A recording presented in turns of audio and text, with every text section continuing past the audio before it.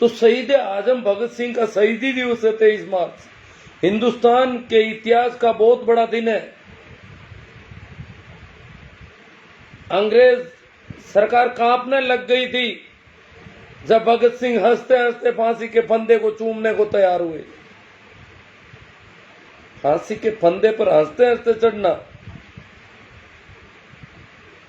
जिन लोगों ने उनको फांसी दी उनके लिए उनकी बहुत बड़ी तौहीन हुई कि हमने इसको दंड दिया है या पुरस्कार दिया है। इतना बड़ा दंड, मृत्यु दंड, फांसी की सजा, और कोई हंसते हंसते उस फंदे को चूमे। वो व्यक्ति इस भारत के इतिहास में एकमात्र व्यक्ति हुए भगत सिंह। किसान परिवार में जन्मे भगत सिंह इस देश की शान है, किसानों की शान है और हमारे सबके लिए आदर्श है कि भगत सिंह ने उन गोरे अंग्रेजों को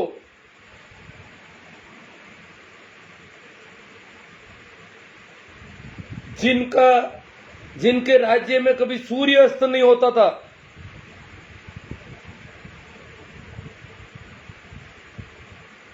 उनको ऐसी पटकनी दी, उनकी जमीन इस कदर हिली कि हम कितने मारेंगे, हम कैसे सजा देंगे, ये तो सजा को पुरस्कार की तरह ले रहे हैं। तो भगत सिंह का शहीदी दिवस है। भगत सिंह एक आम किसान परिवार से थे।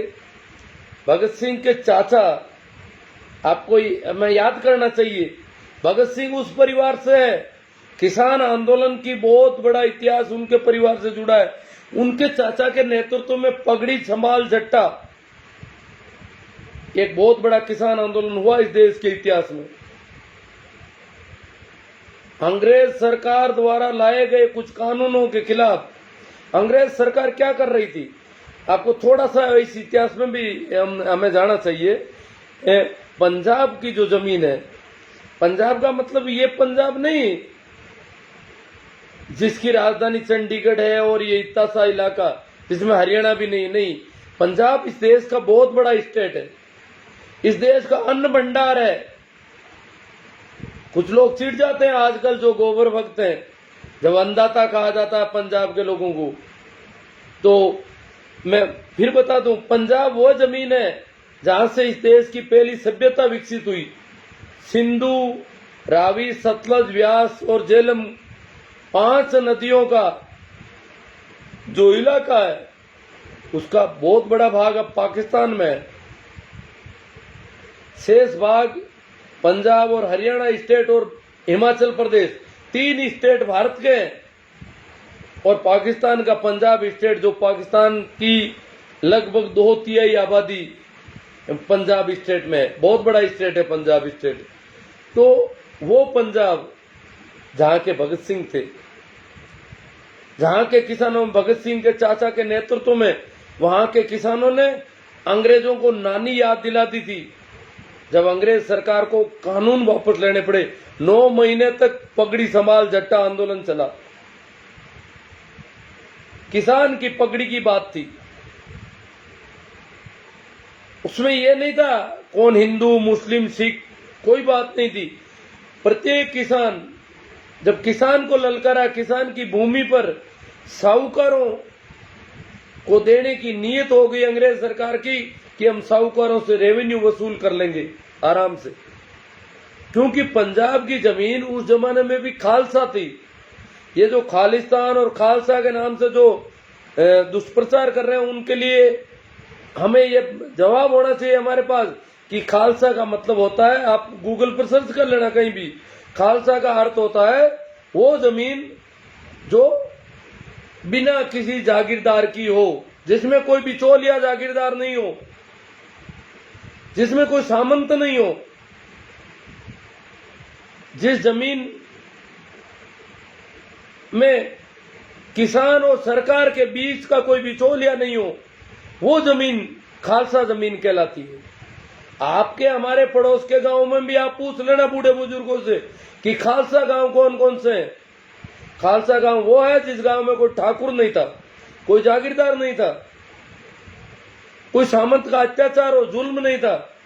तो सामंतशाही से मुक्त प्रदेश पंजाब था अंग्रेजों के जमाने में, और वहां पर सामंत तो नहीं थे, परंतु सामंत के रूप में जो गांव में छोटे छोटे सेठ साहूकार थे उनको जमीन देने की तैयारी थी, और उसके खिलाफ आंदोलन चला। 1907 में पगड़ी संभाल झट्टा 9 महीने तक दिल्ली को घेर कर रखा पंजाब के किसानों ने। अंग्रेज सरकार को मुंह की खानी पड़ी, कानून वापस लेने पड़े, और उनका नेतृत्व कर रहे थे भगत सिंह के चाचा।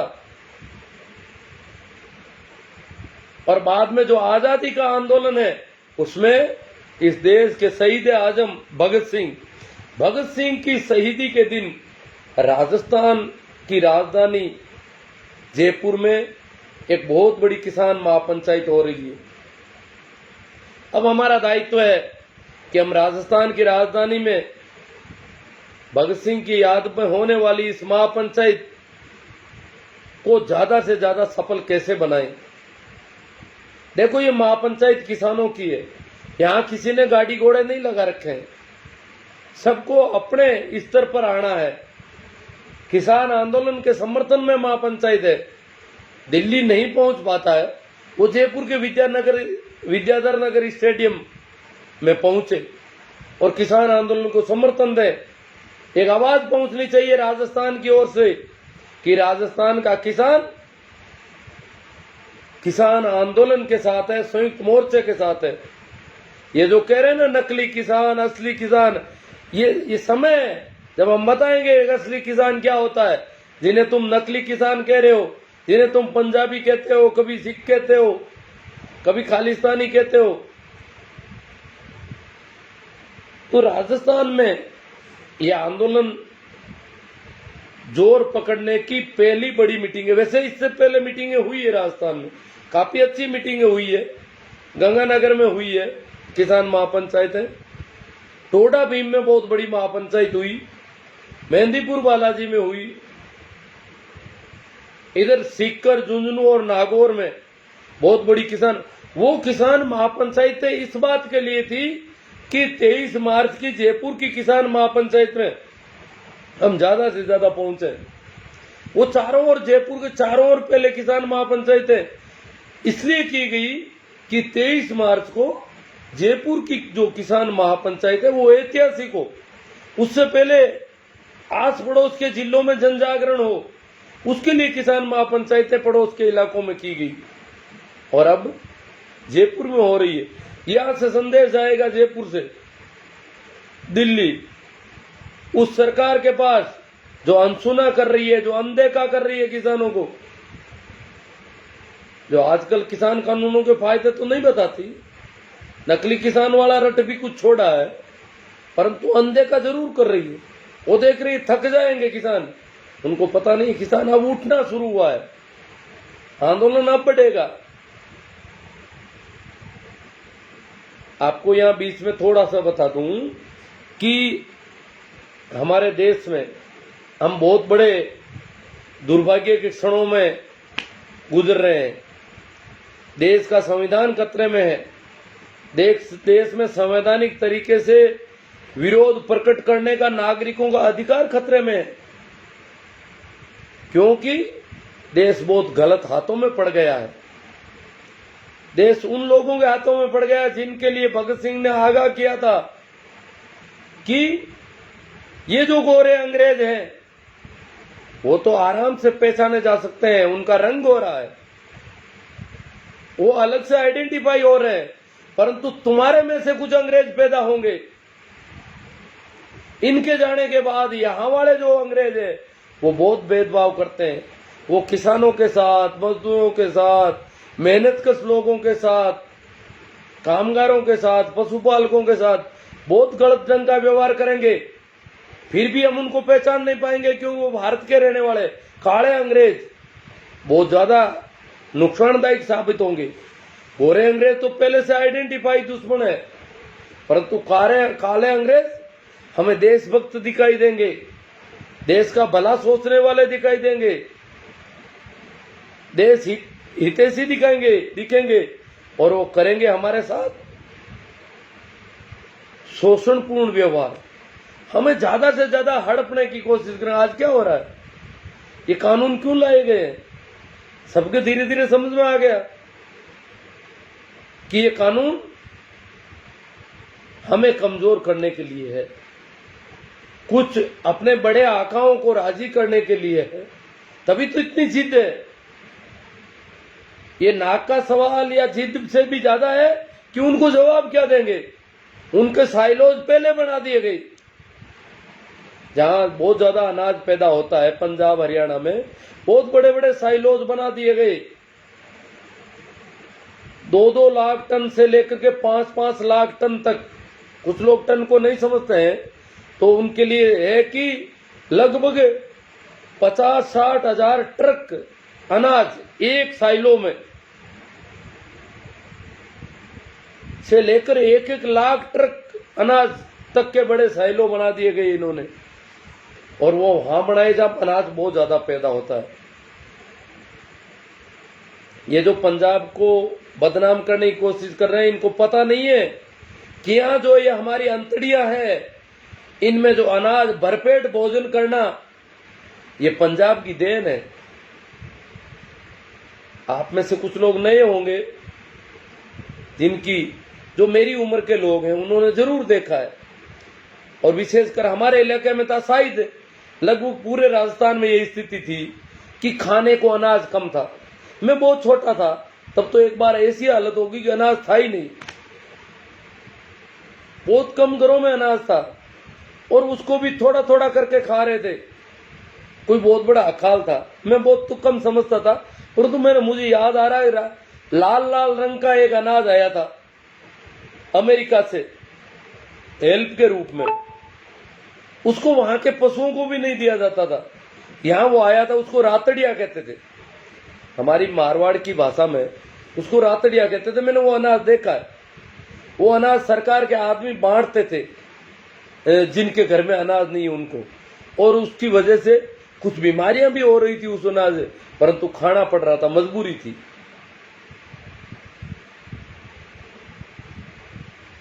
पंजाब की हरित क्रांति के बाद 10 वर्ष बाद जाकर के इस देश के लोगों की अंतड़ियों में पूरा पेट भरा पंजाब ने। इसलिए हम कहते हैं कि अन्न का कटोरा जो अन्नदाता है, ये यहां का किसान है। आपको बता दूं मैं थोड़ा कि यहां जो भी सुन रहे हैं पुराने लोग हैं, उनको पता है कि हम एक टाइम रोटी खाते थे और शाम को बाजरी का खिचड़ा खाते थे, या अगर कहीं गेहूं ज्वार जो भी मक्की वगैरह, उसका भी खिचड़ा टाइप का ऐसा भोजन बनाते थे ताकि उसमें अनाज 15% ही खर्च हो। तो शाम को इसलिए कि रात को तो कुछ काम करना नहीं है, दिन में तो वर्क करना पड़ता था, इसलिए सुबह रोटी बनाते थे। रोटी खा ले तो वर्क कर सकते थे। खिचड़ा खाने पर तो वर्क करेंगे, काम करेंगे, मेहनत करेंगे, तो खिचड़ा जल्दी खत्म हो जाएगा अंदर से। तो इसलिए शाम को वो खिचड़ा एक भूल पैदा की जाती थी कि पेट भर गया है। वो क्योंकि थोड़ा सा अनाज डालते बड़ा सा बर्तन भर जाता उसका, तो पेट भी आराम से भर जाता। परंतु वो इस प्रकार का अनाज फूला हुआ भोजन था, तो फूले हुए भोजन से पेट भर जाता था। बाकी वो भोजन कम था, कम मात्रा में भोजन किया जाता था। कारण था अनाज की कमी थी। तो मैं बात कर रहा था किसान महापंचायत की। आज पंजाब, हरियाणा, उत्तर प्रदेश और अब तो राजस्थान, इनके नेतृत्व में आपको पता होना चाहिए दक्षिण भारत का किसान उठ खड़ा हुआ है। कल परसों में जो राकेश टिकैत साहब का दक्षिण भारत का दौरा था, बेंगलुरु में ये तय हो रहा है कि बेंगलुरु के चारों ओर भी दिल्ली बॉर्डर की तरह धरने लगेंगे। अब दक्षिण भारत में दिल्ली की तर्ज पर, जिस प्रकार दिल्ली उत्तर भारत में दक्षिण वालों के बहुत दूर पड़ जाती है दिल्ली, दिल्ली तक पहुंचना बहुत भारी पड़ जाता। तो वहां तय किया जा रहा है कि जिस प्रकार का धरना दिल्ली के चारों ओर है, वो ऐसा ही धरना बेंगलुरु के चारों ओर देने की तैयारी चल रही है। वहां का किसान ये कह रहे हैं ना, दक्षिण भारत में आंदोलन नहीं है। दक्षिण भारत में आंदोलन नहीं है तो ओडिशा में राकेश टिकैत के काफिले पर पथराव क्यों किया चड्डी गैंग के गुंडों ने? आपको बता दूं, जानकारी नहीं हो तो, देव सेना है वहां की, हिंदू देव सेना। ओडिशा में हिंदू देव सेना के लोगों ने काफिले पर पथराव किया। राकेश टिकैत का जो काफिला गया उस पर पता, इनकी हिम्मत बहुत ज्यादा हो गई है, दुस्साहस बहुत बढ़ गया है। ये जो चड्डी गैंग है, जिन्हें भगवा आतंकी कहे तो कोई बुरी बात नहीं है, क्योंकि आतंक फैला रखा है, डरा रहे हैं। ये जब लाखों किसानों पर पत्थर फेंक सकते हैं तो इनका दुस्साहस कम नहीं है। ये जो पत्थरबाज है ये बहुत ज्यादा खतरनाक है, पता ही नहीं चलता ये कहां से आ रहे हैं। लगता देशभक्त है, दिखने में देशभक्तों की वर्दी पहन के आते हैं और ये पत्थरबाजी करते हैं यहाँ के किसान पर, जैसे कि किसान कोई पाकिस्तान से आए हैं, जैसे कि किसान कोई चाइना से आए हैं। तो इसलिए मैं कह रहा था कि दक्षिण भारत में भी आंदोलन बहुत तेजी से उठ रहा है और यही वजह है कि उन्होंने वहां राकेश टिकैत का आना उनको सहन नहीं हुआ, उन्होंने पत्थरबाजी शुरू की वहां पे। तो थोड़ी हिम्मत लेनी है, मजबूती दिखानी है और ये जो गैंग है चड्डी गैंग, इनसे सावधान रहना है, इनसे बहुत सचेत रहना पड़ेगा अब हमें। ये बहुत खतरनाक लोग हैं, ये हमें हिंदू मुस्लिम के नाम से बहका रहे थे, जबकि ये हमसे भी गणना करते हैं।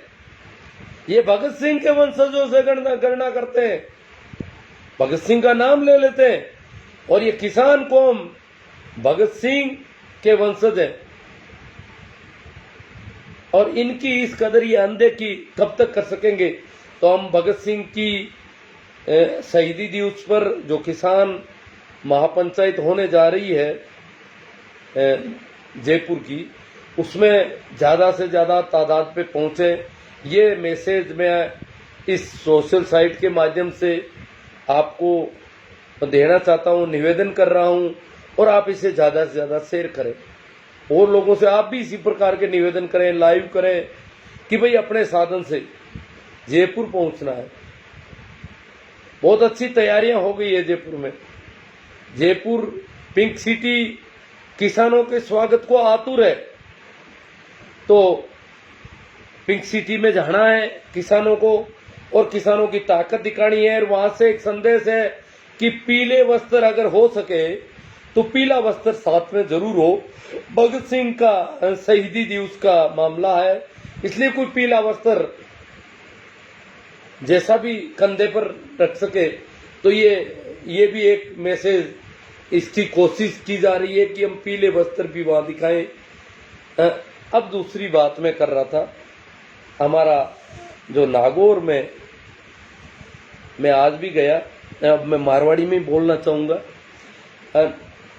अरे हमारे पड़ोस में टांकला गांव में टोल प्लाजा पर धरनो चल रही है। टोल फ्री आज 28वां दिन हो गो, 24 फरवरी से 24 फरवरी लगातार टोल फ्री है और इलाका का लोग धरना पर जा रहे हैं। इतनी खेती की सीजन है, इनके बावजूद भी लोग आ रहे हैं काफी तादाद में। पर एक बात काले में लाइव करियो देना, हरियाणा का जगह लोग कमेंट करिया और मैं क्यों भाई मैं लोग तो लंगर चला रही है हटे और जगह गाड़ी वाला आवे ट्रकाला वगैरह बे लोग मार्केट रुक रही है, लंगर में खानों भी जीम रिया है और लंगर में चाय और खाना की मनवार भी कर रही है। तो आप लोग भी यूं करो। मने भी लगी बात तो जोरदार कर रही है, बात ठीक कह रही है और कोई बहुत बड़ी बात नहीं है। आज स्थिति आया है कि झका लोग भी बट धरना पर बैठे बे गांव अगर 20 किलोमीटर है तो बटू टिप्पन मंगा रही है। अब कोई टिप्पन लेर ला रहा आ रही हो है, साधन तेल खर्च हो रही हो है, कोई कटु टिप्पन लेर आ रही हो है। ई के बजाय तो बट सब्जी पूड़ी को लंगर, चाय और सब्जी पूड़ी को लंगर, और कदी कदी छोटो मोटो मीठो भी बन जावे। बात तो व्यवस्था देख मैं आज सुझाव दियो बा लोगों ने, मैं कि अपन ने भी लंगर शुरू करना चाहिए हरियाणा की तर्ज पर। हरियाणा का टोल जगह 3-4 महीनों टोल फ्री चल रही है, बट अच्छी लंगर की व्यवस्था भी है। आप भी आमना श्रद्धा मुजब पड़ोस का गांव में हर घरों मैं माना सुझाव दियो, हर घरों आप अधिकतम 100 रुपया रख लो। ज्यादातर लोग 100 दे ही दे, कोई 100 कम दे तो कोई बात नहीं। और इन तरह हर गांव में हमारा सुझाव हो आप लोगों के जरिए मैं इन बात चर्चा और करनी चाहूँ कि अपना ही नागौर के टांकला के 40 किलोमीटर की परिधि का एरिया का जितना भी गांव है बाऊ तय कर रही है। मैं क्यूसर तहसील लगभग पूरी आ रही है, कि नागौर तहसील को हिस्सों भी आ रही हो, कि मुंडवा को भी आ रही हो। वो toll palazzo Tankla toll plaza 3 तहसीलों की सीमा मात है। और सही में अगर देखा तो जमीन तो वह मुंडवा तहसील की है और नाम टांकला को है जो नागौर तहसील को गांव है, जबकि बटे नजदीक ख्यूसर के है वो बिल्कुल। तो तीनों तहसीलों के बीच को इलाको है। और बट आप हर गांव में एक आदमी ने काम देदा, 1 या 2 आदमी जगह कॉपी में वो चंदो कर ले, जिम्मेदार आदमी वे 150 इकट्ठा कर पूरा गांव की एक रसीद संयुक्त किसान मोर्चा का नाम कटा ले। हालांकि भी धरना ने शुरुआत करी है अखिल भारतीय किसान महासभा, जो कुछ संयुक्त किसान मोर्चा को एक अंग है।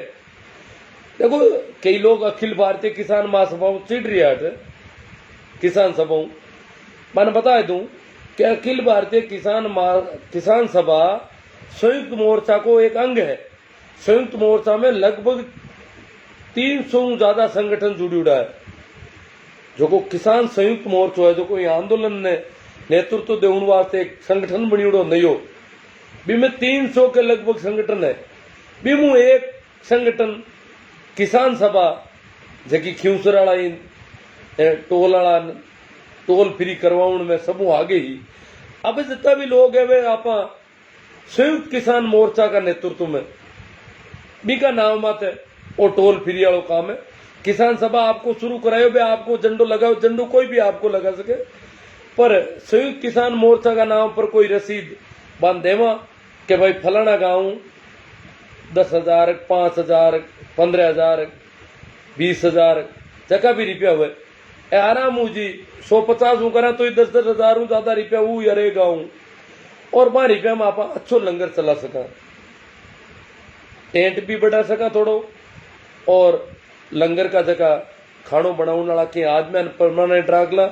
और दोपहर 11 लेर 1 बजे तक सब्जी पूड़ी और चल जावे, बाद में चाय दिन भर कोई रुके तो, और शाम का 7-1 बजे एक बार जगह भी नाइट में जगह रहे नाला बांक वास्ते सब्जी पूड़ी की या रोटी की व्यवस्था बटू जावे। और दिन में जो को लंगर है भी में गाड़ी आला और आवे जावे जगह एक प्रसाद हो जावे वो लंगर को। आप भी और लंगर आलो अगर करा तो वो आप के और ज्यादा सफल हुई और बहुत अच्छो मैसेज जाए। और इनमें कोई भार भी को नहीं, 150 परिवार के वास्ते कोई भार नहीं लाग रही हो। कोई भी आदमी आराम अपन हर जगह लुटेरा भी आप ले जावे, कोई कह सन्नी सर्दी को मिंदर पड़ावा, कोई कह यूं वो भी ले जाओ 150 कोई ले जाओ, देखा आपका दुश्मन है वे भी ले जाओ।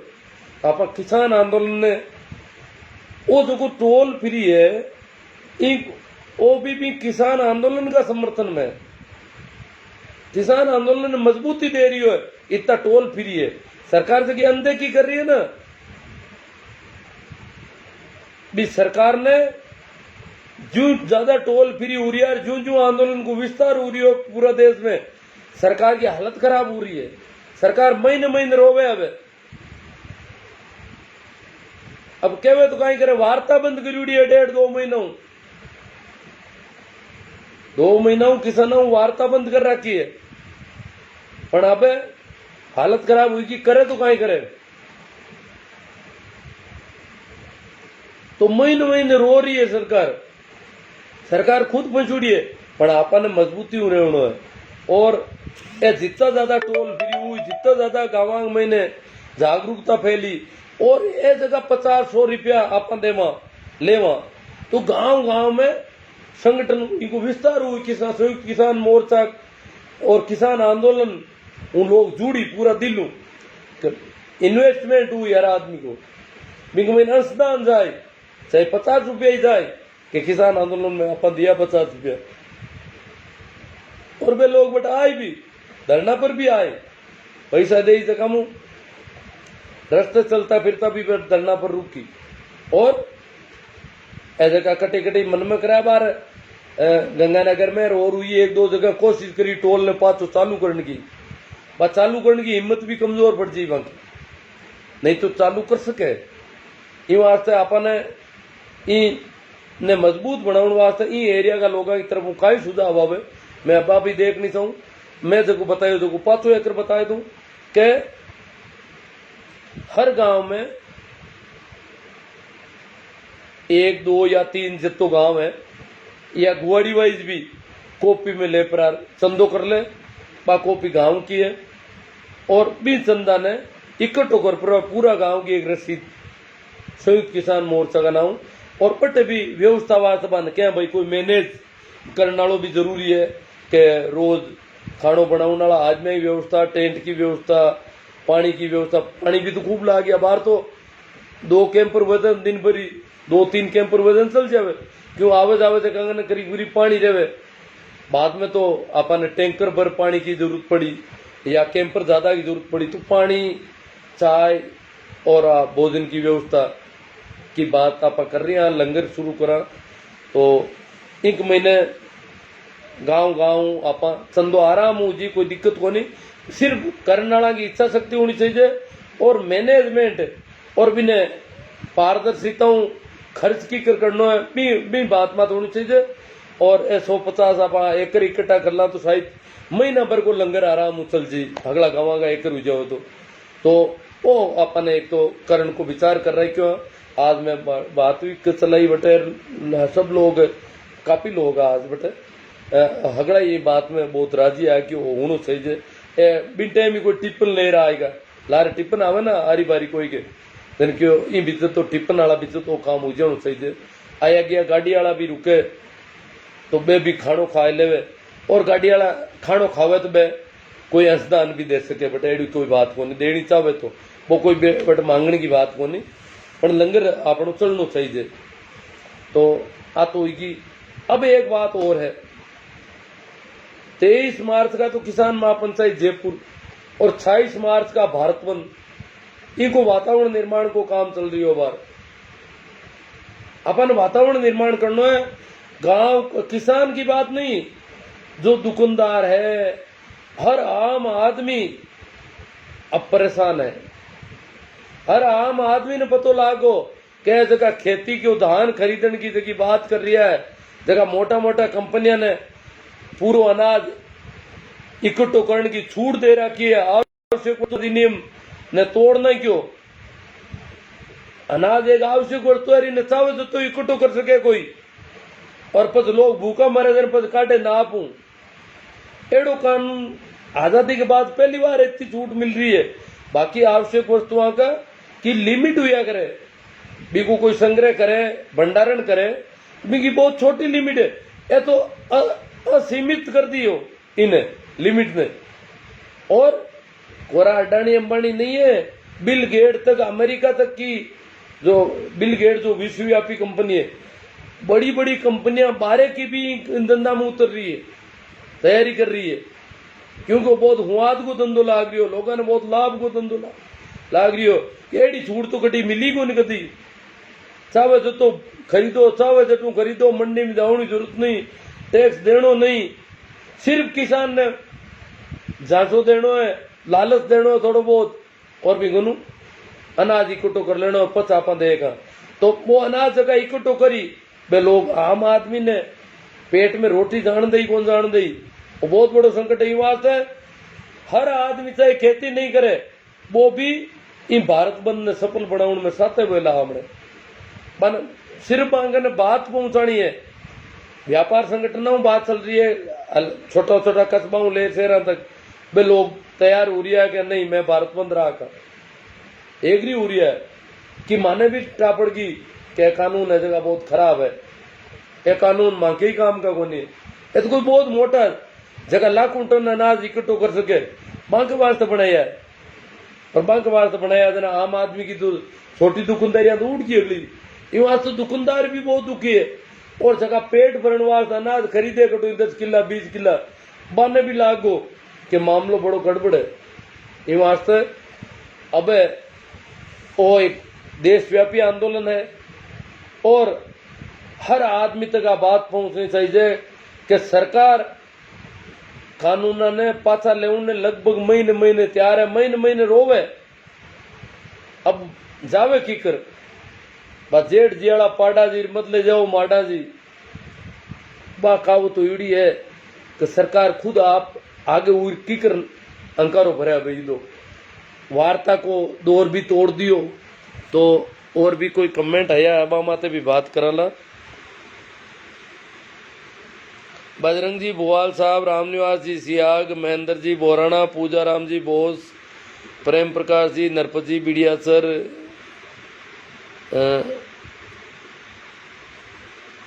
परमार की तिलक तारा तारा ये कह रहा है कि बाबा साहब अंबेडकर के बारे में कुछ कहिए सर अजी बाबा साहब अंबेडकर ने जिन परिस्थितियों में संविधान बनाया उसकी वजह से ही तो मैं बोल पा रहा हूं कहना क्या है जो कहने सुनने की बात हो रही है वो उनकी वजह से हो रही है उनके संविधान में जो व्यवस्थाएं की गई उन्होंने किस प्रकार इस देश में ऐसा संविधान बना दिया तो उनकी वजह से ही बोल रहे हैं हम बीएल विश्नोई जी प्रकाश राम जी साउंड जानी सरवण जी काला धर्मेंद्र जी आंचरा मोहम्मद रफीक जी चैनाराम जी मैया गोला लाठी जी मैं किसान हूँ याकूब जी अलीम देशवाली खुनकुना राम राम जी चैनाराम जी मैया कह रहे हैं कि जयपुर चलो उन्होंने जाजम बिछा दी हमारे लिए चैनाराम जी ने बिस्तर बिछा दिए हैं वहाँ बहुत लंबी चौड़ी इलाके में दरिया बिछा दी जो स्टेडियम के बाहर का जो मैदान है मेन रोड और स्टेडियम के बीच में उसमें उस मैदान में ये आयोजन हो रहा है बहुत बड़ा मैदान है लाखों लोगों की क्षमता का मैदान है और लगता है कि ये मैदान पूरा भरेगा रामनिवास जी से आके अरे गुरुजी कोरोना के बारे में बोलो थोड़ा अरे रामनिवास जी कोरोना का तो कुछ आता पता ही नहीं ये पता नहीं क्या है कुछ समझ में नहीं है ये कोरोना तो फिर वो तो उसी तारीख को ताली बजवाएंगे लगता है ऐसा अब कोरोना के आंकड़े आ रहे हैं बहुत ज़्यादा अब कहने को तो कह रहे थे पूरी दुनिया को मुक्त कर दिया वैक्सीन भारत की और न ताक रहा है पूरी दुनिया कोरोना के मामले में पूरी दुनिया भारत के की ओर देख रही है कि भारत ही बचाएगा अब भारत में ही कोरोना फैल रहा है पर समझ में नहीं आ रहा है क्या है ये कोरोना लोकेश मीणा जी हनुमान राम जी चौधरी राम राम आंदोलन जीवी जी किसान एकता जिंदाबाद मुकेश मेहरा जी हनुमान राम जी कह रहे हैं किसान एकता जिंदाबाद भूरा राम जी अपन आंदोलन जीवी के वे लोग अब आंदोलन करना ही पड़ी जका आदमी के साथ आंदोलन कदी टाटा बिड़ला तो करे कोनी अडानी अंबानी तो करे कोनी आंदोलन तो बानी बे करी जका को शोषण हो रही हो जका गाते सत्ता दुर्भावना राख रही है रामसुख जी बीरट मांगीलाल जी संत गुंदी सर भगत सिंह ने कहा था कि जो ईश्वर ने मानने वाले हैं वे नामर्द है इसके बारे में आपका क्या कहना है जी संत साहेब अब ये पूरा वाक्य नहीं आया आपकी तरफ से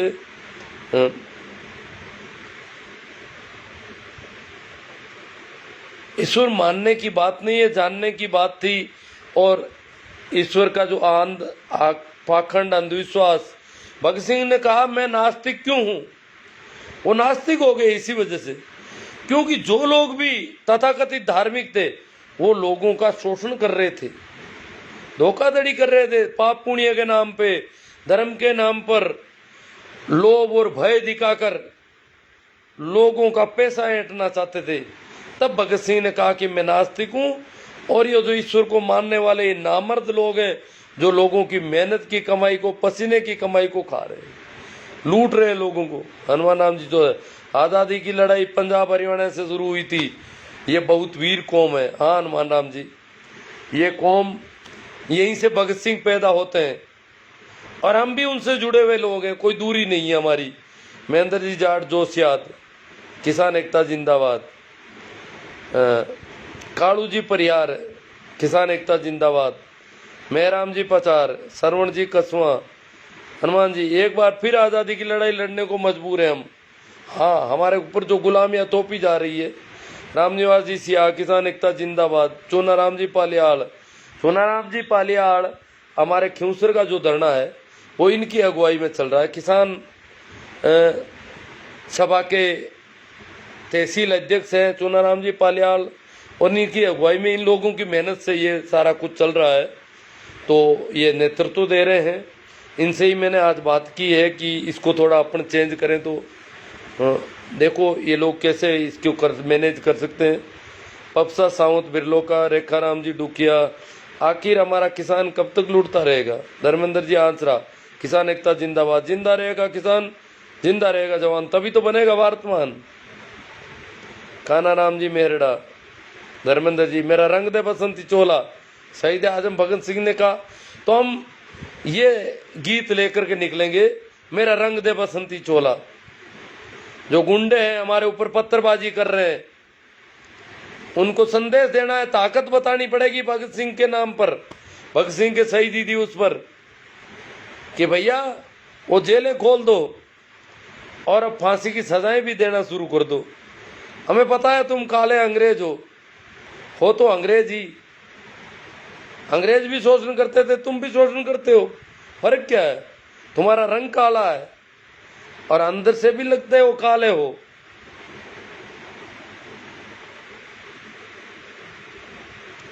हाँ, तो धर्मेंद्र जी आंसरा मैसेज दे रहे हैं कि जितना ज्यादा हो सके बसंती कलर अपनाएं।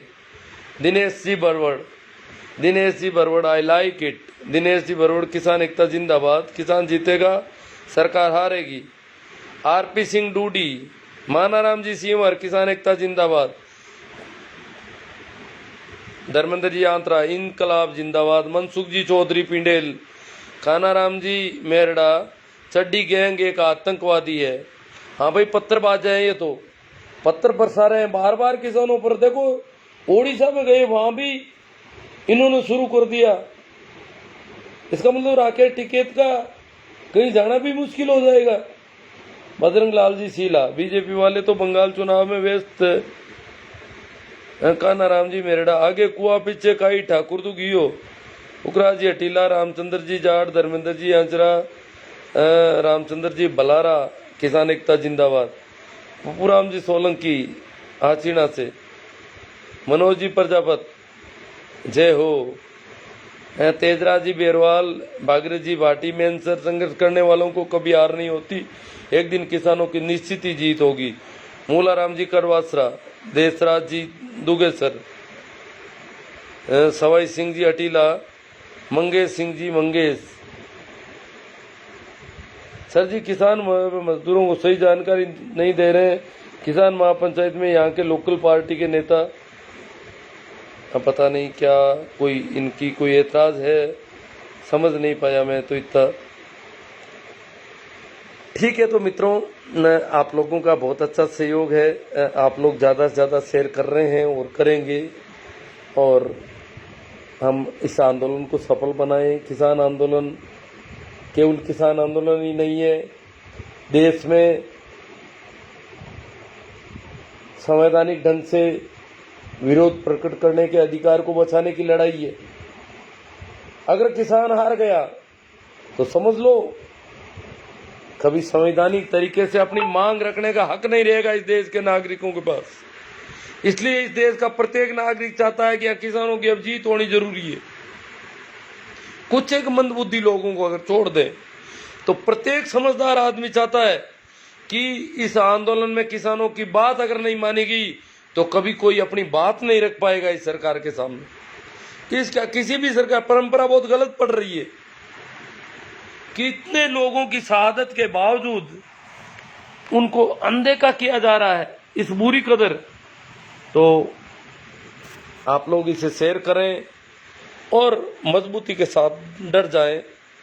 ये मौका है, आज़ादी की लड़ाई के समय हम नहीं थे, आज मौका है। हम नहीं कह सकते, अब आज कह सकते हैं कि आज़ादी की लड़ाई के समय हम नहीं थे, अगर होते तो हम कुछ करते। चलो कोई बात नहीं, हम नहीं थे, जो थे उन्होंने कुछ किया। आज हम हैं, आज इस देश में संविधान को बचाने की लड़ाई चल रही है। इस देश में प्रजातांत्रिक तरीके से विरोध प्रदर्शन करने के अधिकार को बचाने की लड़ाई चल रही है। इस देश में किसान, मजदूर और उनके हकों को पूंजीपतियों को गिरवी रखने वाली सरकार से आम आदमी की सुनवाई करने की बात चल रही है। तो ये एक बहुत बड़ी आज़ादी की लड़ाई है, आप और हम इसे सफल बनाएं। धन्यवाद। जय भारत।